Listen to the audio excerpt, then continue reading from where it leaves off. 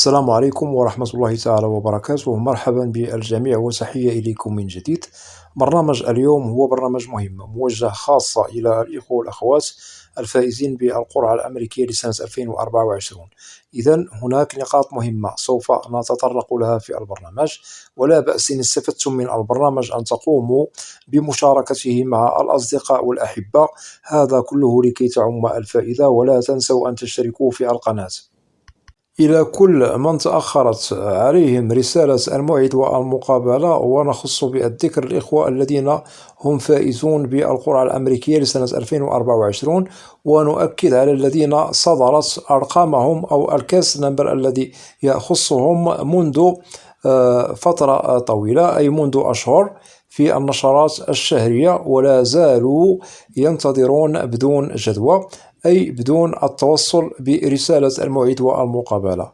ننصح كل فائز وفائزة من هؤلاء لا داعي لتعطيل وتأخير إجراءاتكم التي تتبع ما بعد إصدار أرقامكم في النشرات الشهرية السابقة، لأنه المؤشرات واضحة. ما بعد صدور الرقم الخاص بالفائز في النشرة الشهرية يدل ويؤشر على أنه الفائز أو الفائزة سوف يتوصل برسالة الموعد والمقابلة، سواء عن قرب أو عن بعد. ونؤكد في حالة أنه صدر الكاس نمبر الذي يخصكم أو رقمكم في النشرات السابقة منذ فترة طويلة، أي منذ أشهر، ولم تتوصلوا لحد الآن برسالة الموعد، فأنتم معنيون بالاشتغال على مراسلة كاساسي، أي مركز كاساسي بالولايات المتحدة الأمريكية، في أقرب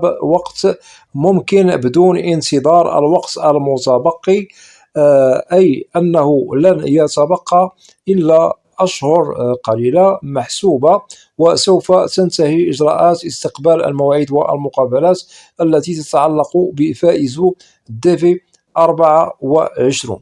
وبالطبع لازم عليكم أن تتمموا إجراءاتكم في أقرب وقت ممكن بدون تعطيل وتأخير لإجراءاتكم، لأنه رغم الانتظار والاعتماد على أن الرسالة سوف تتوصل بها، فأنتم في وضع تأخير للموعد الذي يخصكم.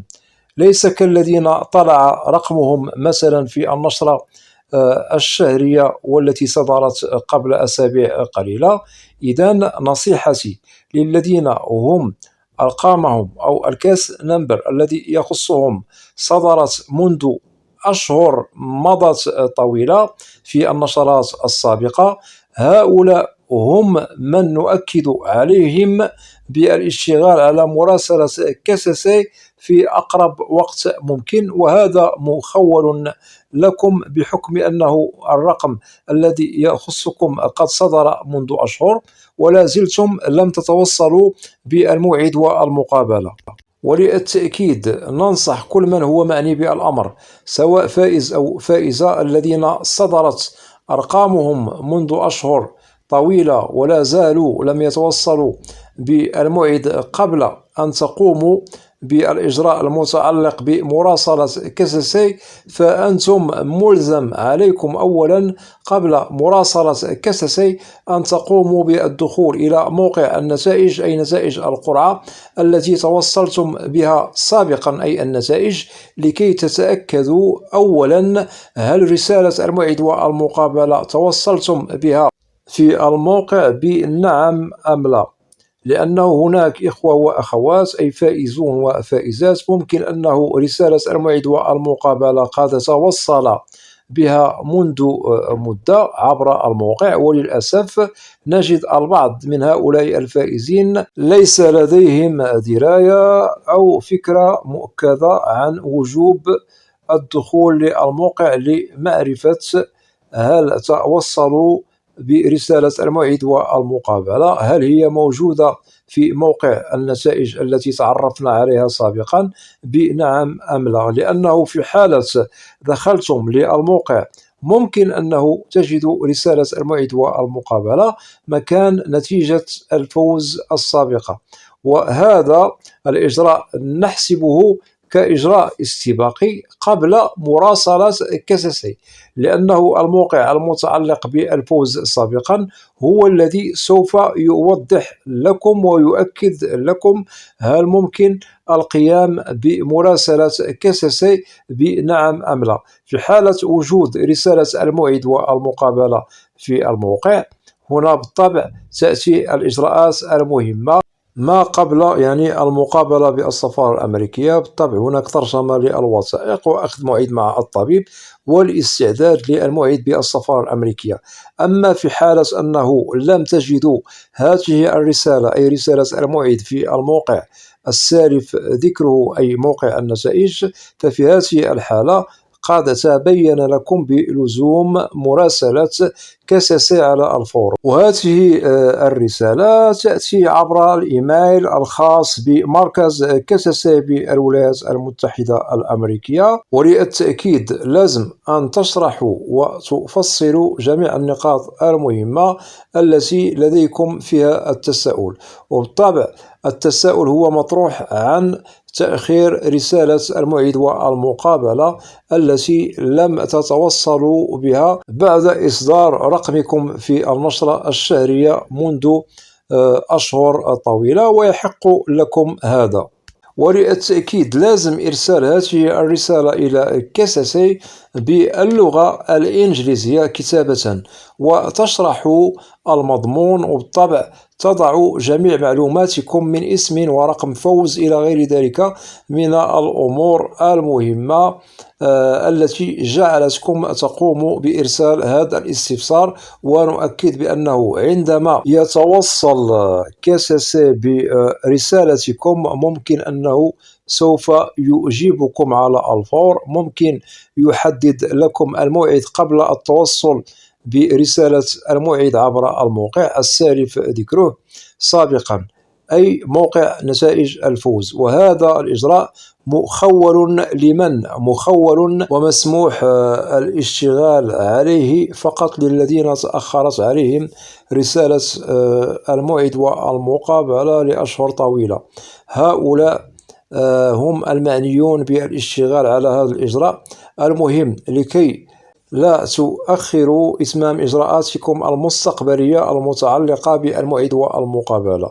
وهذا الإجراء لازم أن تشتغلوا عليه في أقرب وقت ممكن، هذا في حالة أنكم معنيون بالتأخير والتعطيل المباشر المتعلق برسالة الموعد والمقابلة. وبالطبع هذا الإجراء سوف يغنيكم عن التساؤلات التي تطرح في ذهنكم من ناحية هل سوف أتوصل بالموعد والمقابلة بنعم أم لا، لأنه كل من صدر رقمه في النشرة الشهرية بالطبع تتبعه رسالة الموعد والمقابلة دائما سواء عن قرب أو عن بعد. وبالطبع أكدنا على الذين اتضح مشكل التعطيل والتأخير في التوصل برسالة الموعد والمقابلة ما بعد إصدار أرقامهم في النشرات الشهرية. أما الذين هم من الذين صدرت أرقامهم منذ فترة زمنية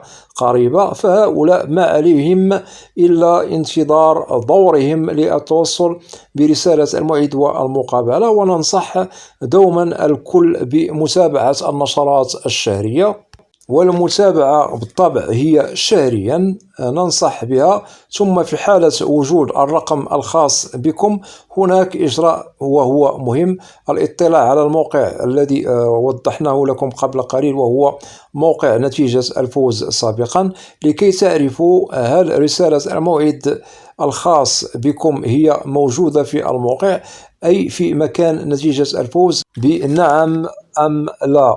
وهذا مخول للكل بدون استثناء، أي لكل من هم أرقامهم صدرت في النشرات الشهرية.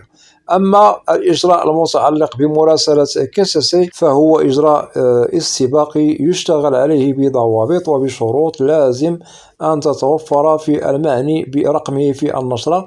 هل هناك تأخير لتوصله بالموعد والمقابلة؟ ونؤكد للخلاصة: يجب أن لا تستهينوا بالوقت، وهذا كرسالة للإخوة والأخوات الفائزين بالديفي 24 ولديهم مشكل تأخير للتوصل بالموعد والمقابلة منذ أشهر طويلة.